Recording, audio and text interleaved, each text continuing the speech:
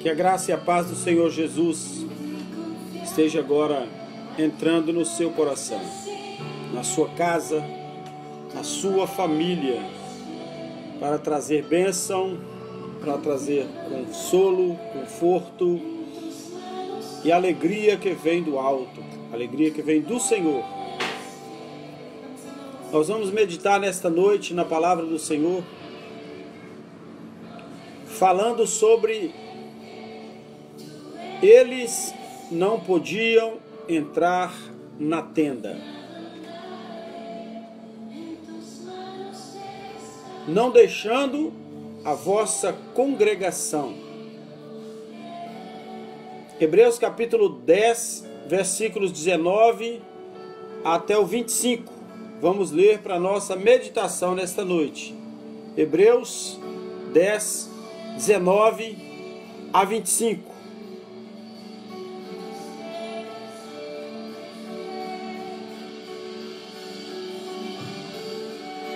Tendo, pois, irmãos, ousadia para entrar no santuário, pelo sangue de Jesus, pelo novo e vivo caminho que ele nos consagrou, pelo véu, isto é, pela sua carne, e tendo um grande sacerdote sobre a casa de Deus, cheguemo-nos como verdadeiro coração em inteireza, certeza de fé, tendo os corações purificados da má consciência e o corpo lavado com água limpa.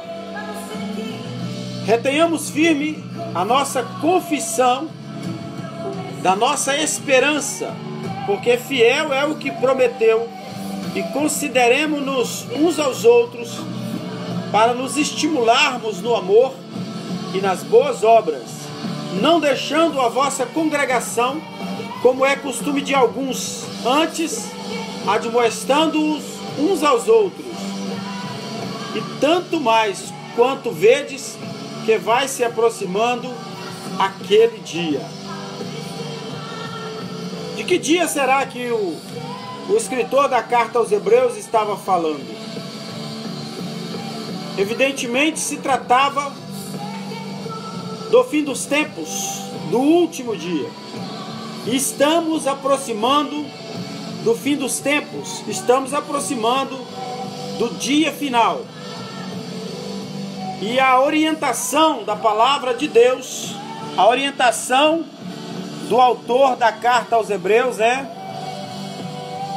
que nós não devemos deixar a nossa congregação, não devemos deixar de estar congregados, de estar adorando a Deus, juntos, em comunhão, ali, fisicamente, louvando, adorando, prestando um culto de gratidão a Deus.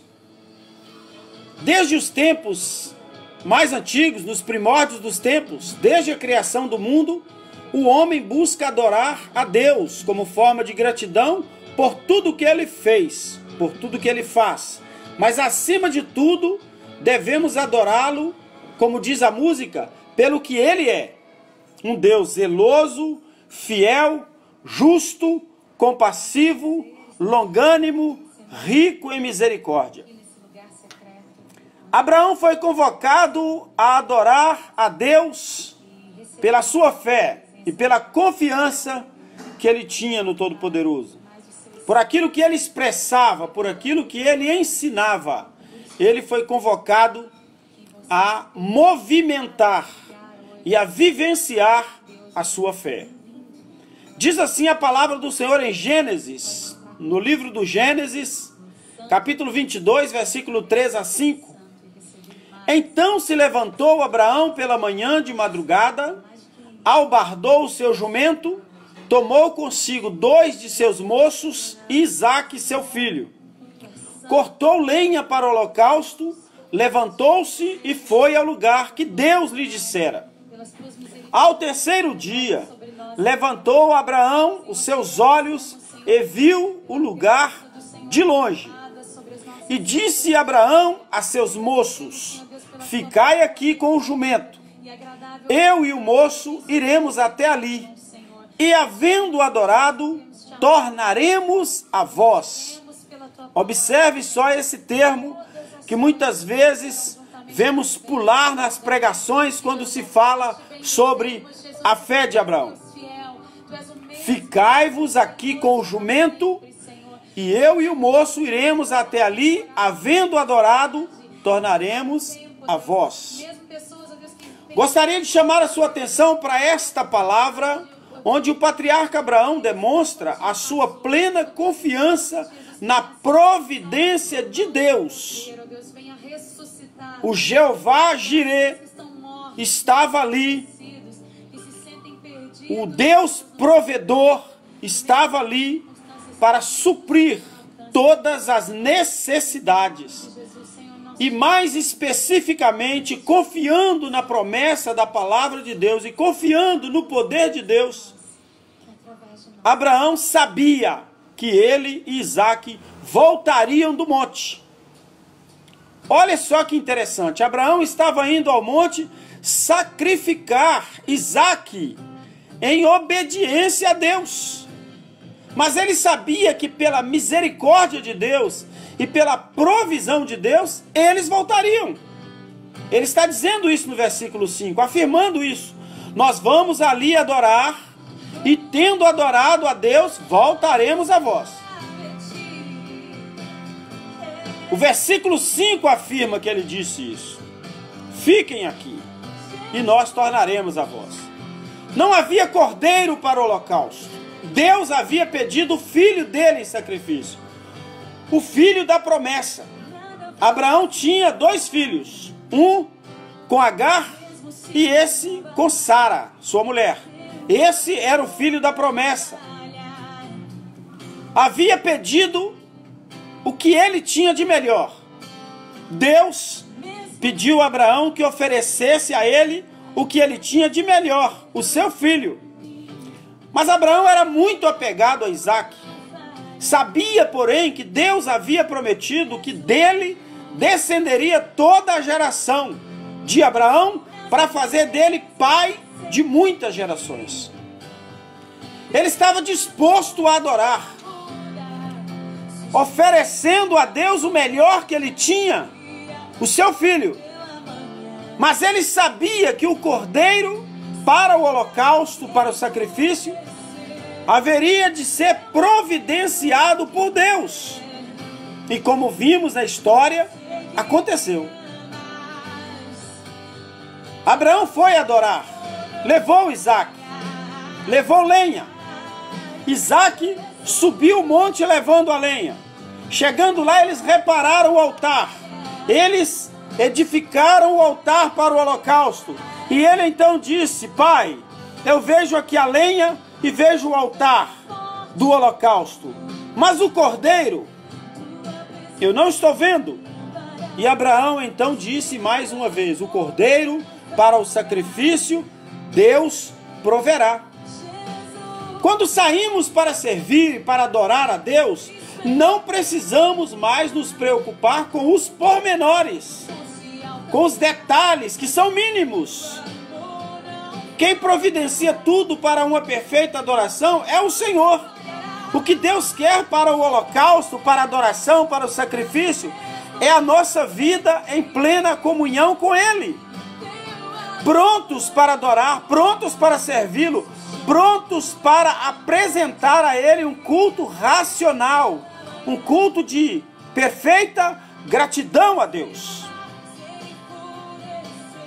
Vejamos então o que está em Êxodo capítulo 3, versículo 8 a 11, que é parte fundamental do tema do nosso estudo nesta noite. Todas as vezes que Moisés ia à tenda de encontro, todo o povo se levantava. Êxodo 33, 8 a 11. Todas as vezes que Moisés ia à tenda do encontro, todo o povo se levantava, ficava de pé à entrada das tendas, olhando para ele até entrar. Em seguida, a coluna de nuvem descia e ficava em frente à entrada, enquanto o Senhor falava com Moisés. Todo o povo adorava desde o limiar das suas tendas e se inclinava profundamente quando via a nuvem descer. Ali o Senhor falava com Moisés face a face, tal como alguém fala com seu amigo. Depois Moisés voltava para o acampamento, mas o jovem que o assistia, Josué, filho de Nun, nunca se afastava do interior da tenda. O povo não podia entrar na tenda. O povo tinha que ficar à porta das suas tendas, que eram em forma circular, digamos assim, e no centro a tenda da adoração, do encontro com Deus, onde Moisés entrava. Ele tinha autoridade para entrar e falar com Deus, apresentando o povo a Deus e buscando de Deus orientações para o povo. A adoração a Deus era a forma de se aproximar de Deus e de ouvir seu direcionamento para tudo que tinha que fazer e ao que aconteceria no dia seguinte, aquilo que Deus queria do seu povo. Quando ele entrava para a tenda da adoração, para ficar face a face com Deus, o povo que ele conduzia ficava à porta da tenda para adorar a Deus. Eles não podiam entrar na tenda. Nos átrios do Senhor, no meio de ti, ó Jerusalém, louvai ao Senhor. Glorificado seja o nome do Senhor, porque o véu do templo rasgou de alto a baixo, e nós temos liberdade não apenas de entrar na tenda para adorar a Deus, mas de entrar no Santo dos Santos para falar face a face com o Todo-Poderoso. Louvado seja o nosso Senhor Jesus Cristo, que quebrou todo o ritual que havia e nos fez agora à mesma altura dos sacerdotes para entrar no santuário e adorar a Deus com liberalidade. Por isso o salmista escreveu no Salmo 116, 19, nos átrios da casa do Senhor, no meio de ti, ó Jerusalém, louvai ao Senhor. Quanto tempo nós estamos sem ir ao templo, à casa do Senhor, à igreja, ao santuário, ao lugar de adoração, à construção onde nós chamamos igreja? Você já parou para analisar quanto tempo você está sem congregar, sem poder participar do culto em comunhão com os irmãos, sem ver os irmãos da igreja, sem ver seu pastor pessoalmente? Você já ligou para o seu pastor saber como ele está? Você já perguntou se está tudo bem? Se todas as coisas vão bem para ele? Você já parou para analisar como faz falta essa comunhão? Como faz falta estarmos congregando e assistindo no templo, cultuando a Deus, adorando a Deus, ou quem sabe prestando um serviço ao Senhor, como diácono, como diaconisa, tesoureiro, sacerdote, porteiro, pastor, louvor, instrumentista. Quantas vezes paramos para analisar que isso nos faz falta, queridos? Quantas vezes nós, pastores, convocamos o povo para o culto, para a escola dominical, para os cultos de oração, para os estudos da palavra, e quando chegamos na igreja, há ali uma meia dúzia de pessoas, até um pouco tristes, chateados, porque muitos não foram. E as desculpas são as mais diversas: cansaço, escola, trabalho. A cama estava tão quentinha, tão gostosa, que não podia se levantar no domingo pela manhã e ir à escola dominical.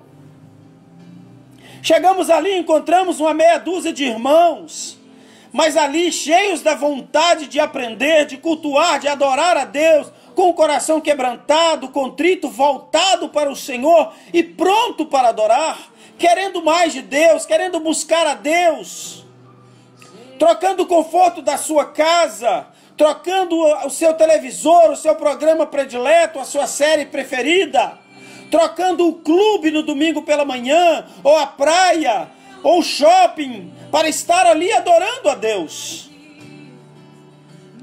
Agora, quando estamos distanciados da igreja, e impedidos de participar do culto em comunhão com os irmãos, participando ali, lado a lado, sentindo calor humano. Estamos sentindo a falta que nos faz. Cada irmão da igreja. Se fôssemos falar aqui o nome de um por um, certamente não daria tempo de falarmos todos os nomes, ou poderíamos até, por um lapso de memória, deixar de mencionar talvez até aquele que é mais próximo, mais chegado. Hoje mesmo estive pensando em quantos irmãos nós não estamos vendo nem pelas ruas, nem falando pelo telefone. Mas quantas vezes lá no templo, na igreja, no salão de reunião de oração, tratamos com indiferença, ou tratamos diferentemente um irmão e outro. Preferimos um pregador que o outro, preferimos um ministro de louvor que o outro, preferimos um instrumentista tal e tal. É claro, irmãos, que podemos ter mais intimidade de relacionamento com um ou outro irmão, mas não devemos jamais menosprezar um ou outro, nem mesmo desvalorizar ou valorizar um em detrimento do outro. Assim também na família. Assim cada um de nós deve valorizar cada irmão, cada irmã. Lembrando, amados, que nós somos o corpo de Cristo, como diz a palavra do Senhor, e os seus membros em particular. Talvez aquele irmão que você tem menos afeição a ele, ou menos intimidade ou empatia, é aquele que tem maior valor. É membro do corpo, faz parte do seu corpo. Podemos ter uma intimidade maior, ou um relacionamento mais próximo com um ou outro irmão, mas temos que amar todos de igual modo, seja ele irmão familiar, seja ele irmão da igreja, e valorizarmos cada um deles como nosso sangue. Irmãos, filhos, sobrinhos, netos, todos os familiares e também os irmãos da igreja.